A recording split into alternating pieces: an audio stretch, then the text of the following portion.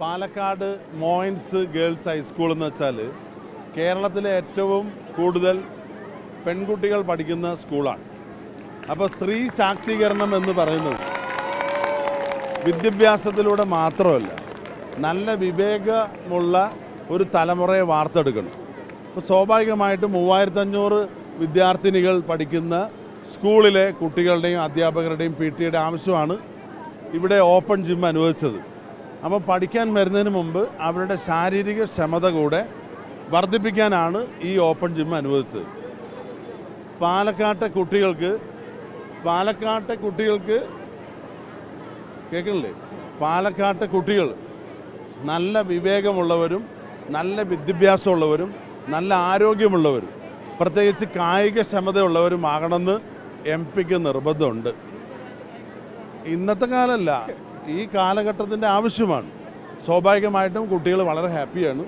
ഇതിൻ്റെ 5 വർഷത്തേക്ക് ഇതിൻ്റെ മെയിൻ്റനൻസ് കരാർ കമ്പനിയാണ് ഗ്യാരണ്ടി ഉണ്ട്. 5 വർഷം കഴിഞ്ഞാൽ അതിൻ്റെ മെയിൻ്റനൻസ് നടത്തേണ്ടത് നഗരസഭയാണ്. അപ്പോൾ അതിന് പ്രത്യേകമായ കണ്ടീഷൻസ് ഒക്കെ ഉണ്ട്, എഗ്രിമെൻ്റ് ഉണ്ട്, വെറുതെ വെക്കുകയല്ല. അപ്പോൾ അത് 3500 കുട്ടികൾ ഇവിടെ വന്നപ്പോൾ 1000 കുട്ടികളും കഴിഞ്ഞ ദിവസങ്ങളിൽ അതിൽ പ്രാക്ടീസ് ചെയ്തെന്ന് പറഞ്ഞു. വളരെ സന്തോഷമുണ്ട്. മോയിൻസ് എന്ന് വെച്ചാൽ പാലക്കാട് MP-ക്ക് ഈ മണ്ഡലത്തിൽ ഏറ്റവും കൂടുതൽ ഇഷ്ടമുള്ള സ്കൂളും കൂടിയാണ്. അതുകൊണ്ടാണ് കയ്യടി. കുട്ടികളെ ഏറ്റവും കൂടുതൽ സ്നേഹിക്കുന്നത്. മാത്രമല്ല, അവർ കമ്പ്യൂട്ടർ ആവശ്യപ്പെട്ടു, ഞാൻ കഴിഞ്ഞ വർഷം കൊടുത്തു. ഇനിയും കമ്പ്യൂട്ടർ ആവശ്യപ്പെട്ടു, അവർക്ക് കൊടുത്തു. അവരെല്ലാവരും 100% സ്ഥിരമായി ജയിക്കുന്ന കുട്ടികളാണ്. അപ്പോൾ അതിൽ സെലക്റ്റഡ് കുട്ടികളെ 25 പേരെ ഡൽഹിയിലേക്ക് MP ഫ്രീ ആയിട്ട് കൊണ്ടുപോകാമെന്നും പറഞ്ഞു.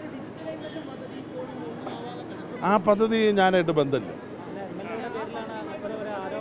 അത് ഒരിക്കൽ ഞാൻ കലക്ടറോട് സംസാരിച്ചു. ചില സാങ്കേതിക തടസ്സങ്ങളുണ്ടെന്ന് പറഞ്ഞു. കഴിഞ്ഞ പ്രാവശ്യത്തെ കലക്ടർ പറഞ്ഞു അത് പിന്നെ ഹയർ സെക്കൻഡറി വിദ്യാലയം ഡയറക്ടറേറ്റുമായും വിദ്യാഭ്യാസ വകുപ്പുമായിട്ടും ചർച്ച ചെയ്ത് പരിഹരിക്കാമെന്ന് പറഞ്ഞു. നിയമസഭയിൽ ഈ കാര്യം ഉന്നയിക്കുകയുണ്ടായി MLA. അത് കഴിഞ്ഞ് ശിവൻകുട്ടി വിദ്യാഭ്യാസ മന്ത്രി അതുമായി ചർച്ച ചെയ്തു. സർക്കാരിൻ്റെ പരിഗണനയിലുള്ള കാര്യമാണ്. തീർച്ചയായിട്ടും ഡിജിറ്റലൈസേഷൻ പൂർത്തിയാക്കണം എത്രയും പെട്ടെന്നാണ് MP-യുടെ അഭിപ്രായം.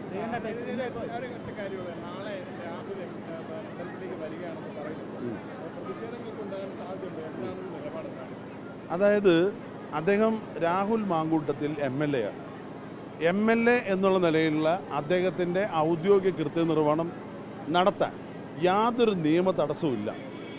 തടസ്സമുണ്ടെങ്കിൽ സ്പീക്കറാണ് പറയേണ്ടത്. ഇന്നുവരെയും അദ്ദേഹത്തിനെതിരായിട്ട് ഒരു കേസോ ഏതെങ്കിലും തരത്തിലുള്ള ഒരു പരാതിയോ നിലവിലില്ല. സ്വാഭാവികമായിട്ടും അദ്ദേഹം MLA എന്നുള്ള പദവി, അദ്ദേഹത്തിൻ്റെ പ്രവൃത്തി, അദ്ദേഹത്തിൻ്റെ ഔദ്യോഗിക കൃത്യനിർവഹണം തടയാൻ ആർക്കും നിയമപരമായിട്ട് അധികാരമില്ല. അത് അദ്ദേഹത്തിൻ്റെ അസൗകര്യമായിരിക്കും. അദ്ദേഹം വരികയാണെങ്കിൽ അത് തടസ്സം ചെയ്യാനുള്ള അധികാരം ആർക്കും ഇല്ല.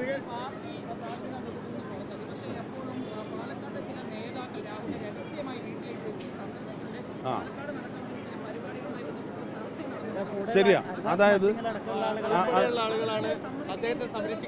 അത് ശരിയാണ്. കാരണം അദ്ദേഹത്തെ പലരും പോയി സന്ദർശിച്ചിരുന്നു. ഇവിടുത്തെ ഒരു വോട്ടർക്ക് ഇവിടുത്തെ ഒരു MLA കാണാൻ വല്ല നിഷേധമുണ്ടോ? അല്ല, ഞാൻ ചോദിക്കട്ടെ, കോൺഗ്രസ് പാർട്ടി എന്താ ചെയ്തിരിക്കുന്നത്? അത് ആദ്യം നിങ്ങൾ വ്യക്തമാക്കണം. അദ്ദേഹത്തെ പാർട്ടിയിൽ നിന്നും സസ്പെൻഡ് ചെയ്തിട്ടുണ്ട്. സസ്പെൻഷൻ എന്ന് പറയുന്നത് സസ്പെൻഷൻ എന്ന് പറയുന്നത് താൽക്കാലികമായിട്ടുള്ള ഒരു നടപടിയാണ്, സ്ഥിരം നടപടിയല്ല. അദ്ദേഹത്തെ പാർട്ടിയിൽ നിന്ന് പുറത്താക്കിയിട്ടില്ല. സസ്പെൻഷൻ എന്ന് പറഞ്ഞാൽ ഈ ഒരു പുകമറ വന്നപ്പോൾ അത് അന്വേഷിക്കാൻ വേണ്ടിയിട്ടുള്ള ഒരു സാവകാശത്തിൽ പാർട്ടിയുടെ ഔദ്യോഗിക പരിപാടിയിൽ അദ്ദേഹം പങ്കെടുക്കരുതെന്ന് മാത്രമേ ഉള്ളൂ. MLA സ്ഥാനത്ത് നിന്ന് അദ്ദേഹത്തെ സസ്പെൻഡ് ചെയ്തിട്ടില്ല. ഒരു വ്യക്തി എന്നുള്ള നിലയ്ക്ക് അദ്ദേഹത്തിൻ്റെ സ്വാതന്ത്ര്യം ഇല്ലാതായിട്ടില്ല. ഏത് വ്യക്തികൾക്കും രാഹുൽ മാങ്കൂട്ടത്തിനെ കാണാൻ, MLA കാണാൻ അധികാരമുണ്ട്, അവകാശമുണ്ട്. അതാർക്കും നിഷേധിക്കാൻ കഴിയും. ഇത് കോൺഗ്രസ് പാർട്ടിയിലെ നേതാക്കന്മാർ കാണും, പ്രവർത്തകർ കാണും. അതിനെന്താണ് ഒരു ഔപചാരികത കുറവുള്ളത്? ഒരു അനുമതി ആവശ്യം. ഇന്ത്യയിലെ ഭരണഘടന അനുസരിച്ച് ഇന്ത്യയുടെ ഭരണഘടന അനുസരിച്ച് എല്ലാ വ്യക്തികൾക്കുള്ള അവകാശം രാഹുൽ മാങ്കൂട്ടത്തിനുണ്ട്.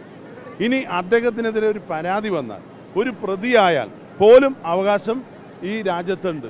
അപ്പോൾ അതുകൊണ്ട് അദ്ദേഹം ഒരു പ്രതിയല്ല, അദ്ദേഹത്തിനെതിരെ കേസുമില്ല. അദ്ദേഹത്തെ പാർട്ടിയിൽ നിന്ന് സസ്പെൻഡ് ചെയ്തത് ഈ പുകമറകളും ആരോപണങ്ങളൊക്കെ വന്നപ്പോൾ അതിൻ്റെ യഥാർത്ഥ വസ്തുത അന്വേഷിക്കാനുള്ള ഒരു സമയപരിധിയാണ്. അല്ലാതെ സസ്പെൻഷൻ എന്ന് പറയുന്നത് ഒരു താൽക്കാലികമായ BJPക്ക് സംരക്ഷിക്കാൻ ഇവിടുത്തെ ജനങ്ങളുണ്ടാവുമല്ലോ. ജനങ്ങൾ വോട്ട് ചെയ്ത MLA അല്ലേ, അതിലെല്ലാ പാർട്ടിക്കാരും. ചിലപ്പോൾ എനിക്ക് സംശയം BJPയിലെ തന്നെ ഒരു വിഭാഗവും രാഹുൽ മാങ്കൂട്ടത്തിനെ സപ്പോർട്ട് ചെയ്യാനുണ്ടാവും. കാരണം BJPയുടെ മറ്റൊരു നേതാവിനെതിരെ കടുത്ത ആരോപണം കേസും ഒക്കെ നിലനിൽക്കുകയാണല്ലോ. അത് പൂഴ്ത്തിവെച്ചുകൊണ്ട് MLAക്കെതിരെ പറയുന്നത് ശരിയല്ല എന്ന അഭിപ്രായം BJPയിലുണ്ട്, CPMലുണ്ട്. പാലക്കാട് ജില്ലയിലെ പ്രമുഖ നേതാക്കന്മാർ സ്ത്രീ പീഡന ആരോപണ വിധേയമായി പാർട്ടിയിൽ നിന്ന് താഴ്ത്തി ബ്രാഞ്ച് കമ്മിറ്റി ലോക്കൽ കമ്മിറ്റിയിലാക്കിയിട്ടുണ്ട്. അവർ പറഞ്ഞു അവിടെ എന്താ ഒരു നയം എടുക്കണം, ഇവിടെ എന്താ ഒരു നയം എടുക്കണം. അപ്പോൾ ഈ രാഹുൽ മാങ്കൂട്ടത്തിൻ്റെ വിഷയം വന്നപ്പോൾ CPMലും BJPയിലുമാണ് ഇപ്പോൾ കടുത്ത ഭിന്നതകൾ. കോൺഗ്രസിലൊരു ഭിന്നതയില്ല. കോൺഗ്രസ് നടപടി എടുത്തിട്ടുണ്ട്. അത് താൽക്കാലിക നടപടിയാണ്. അത് ഈ കാര്യങ്ങൾ അന്വേഷിച്ച് ആ പാർട്ടിക്ക് ബോധ്യം ഗൗരവമേറിയതാണെന്ന് വെച്ചാൽ ശക്തമായ നടപടിയെടുക്കും.